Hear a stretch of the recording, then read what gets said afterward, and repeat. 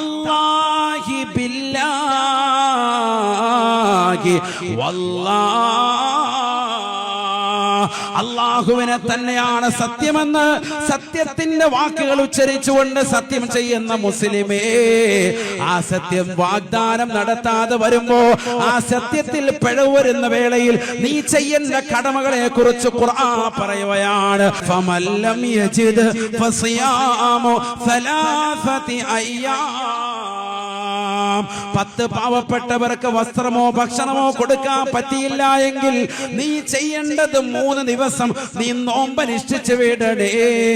സത്യത്തിൽ പിഴച്ചതിന്റെ പേരിൽ ഞാനിതാ നോമ്പനുഷ്ഠിക്കുന്നു എന്ന് കരുതിക്കൊണ്ട് 3 നോമ്പുകൾ അനുഷ്ഠിക്കൽ നിർബന്ധമാണ്.